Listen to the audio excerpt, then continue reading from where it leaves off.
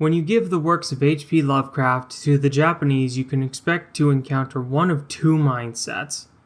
The first is exactly what you would expect.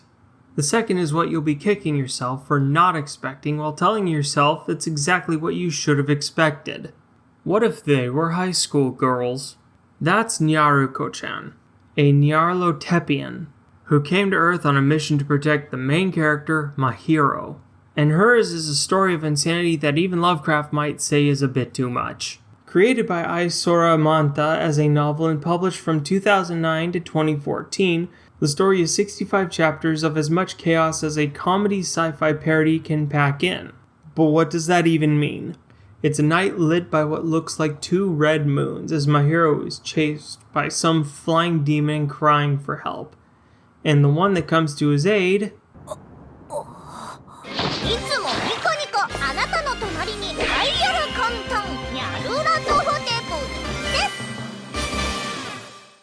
Cut to the next morning, and we get a sense that Nyaruko just does whatever she wants, and there's no romance between our main characters.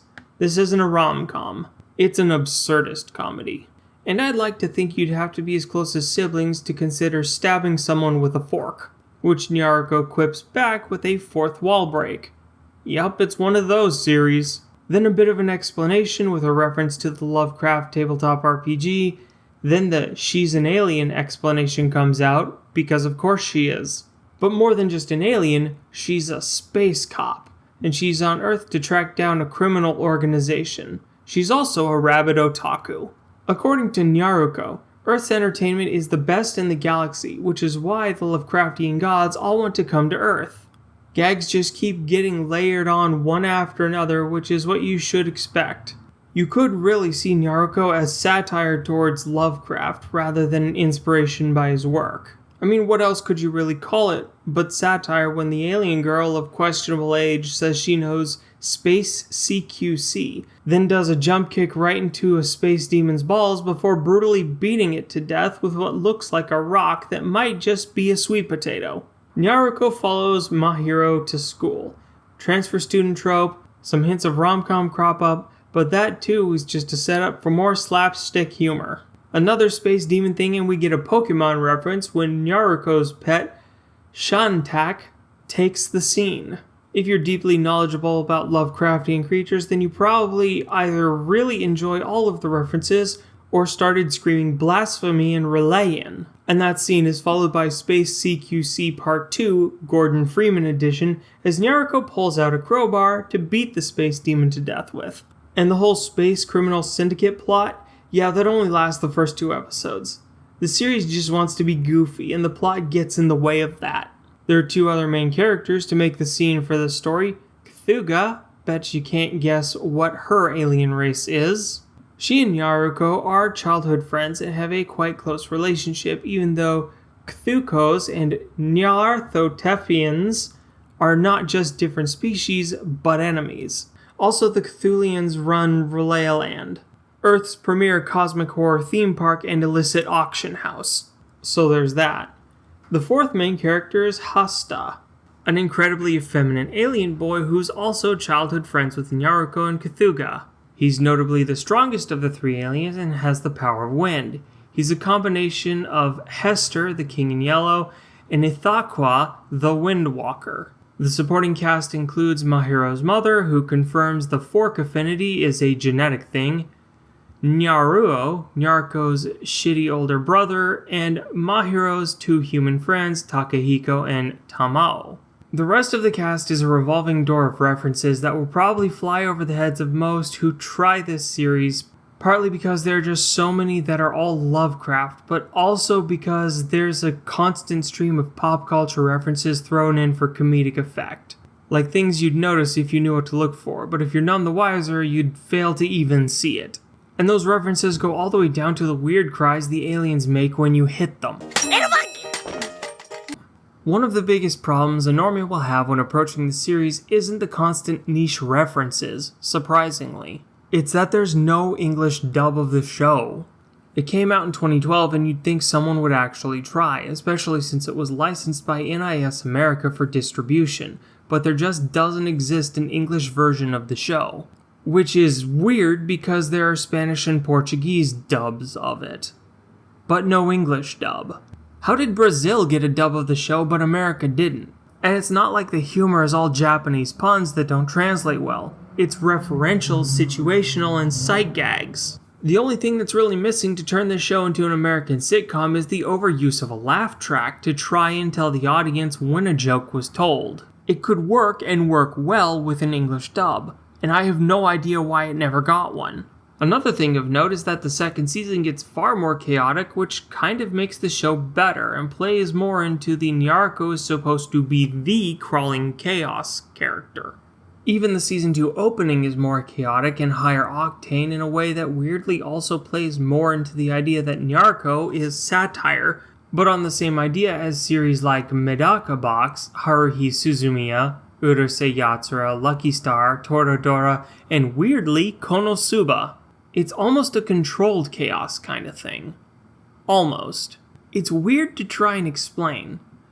Like scenes or events that clearly don't belong, but seem all too normal for a series about Lovecraftian gods as aliens, but also high school age girls. And at the same time, the show is clearly still Lovecraftian in its questionable plot.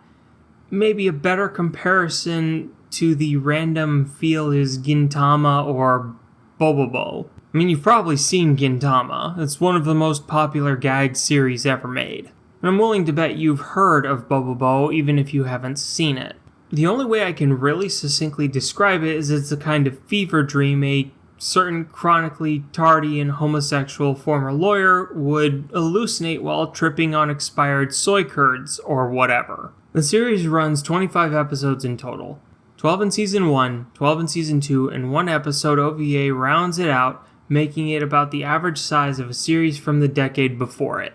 So while I wouldn't call it a big time sink based on the size of the series, I would say it's something you should probably not split your attention over because you'll need to read subs for it.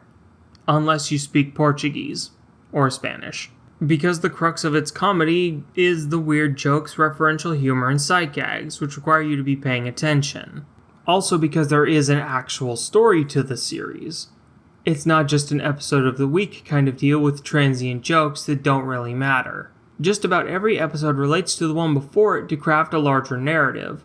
It's kind of weird to think about. Comedy is a largely self-contained ecosystem, with the idea of running jokes just being the same gag told ad nauseum, but rarely do you find the compounding spaghetti web of narrative humor that Nyaruko has made. The kind of thing that would very easily be Alt F4'd by a laugh track. So thank whatever Lovecraftian god exists that there isn't one of those in the show. So is Nyaruko-san Crawling with Love worth watching? Yes, but the sheer absurdist style, humor, and referential gags have a decent likelihood of falling flat, either for you not recognizing the reference or the joke passing by too fast. Also, with it embracing self-referential humor, you might end up missing the gag depending on how long it takes you to watch the series. Also, because once again it doesn't have an English dub, you'll have to devote time to actively watching it if you aren't natively speaking fluent Japanese. The dialogue can go by pretty fast, and there aren't any big blocks of text that require you to pause to fully read the subtitles, but you'll still want to be able to speed read the part that can fly right by you, or the part where characters are talking over each other and you get multiple sets of subs all at once. Also, the second season is quite a bit better than the first, and it isn't bogged down with all the setup and world building that Season 1 is. Season 2 really treats the viewer like you should already know and understand the setting and style going into it. It also uses less of the Lovecraftian references as a base and more a complement, so you'll be getting more Japanese pop culture references with some added eldritch for flavor. Like in Season 2 Episode 3, Super Deity Apocalypse. It does the Lovecraft thing until a Saiyan ape shows up. And the constant Monster Hunter references. I think the author of the series might really like Monster Hunter. Also, every time you see a white manta, that's the author's avatar. Not that it plays any major role in the story, but it's not something you'd really know if you just started the series blind. And that's Nyaruko Crawling with Love. The time of Japanese turned insanity into insanity with anime girls. I am the NBT. This has been the Noble Weeaboo. Like or don't, sub or don't. And if you're so deep in culture that weeb shall pluck on weeb, then absolutely give this a shot. But if you're not an avid anime watcher, then you'll probably enjoy it less than your cultured peers. But give it a try anyway, for Nyaruko, and learn the powers of stabbing things with a fork.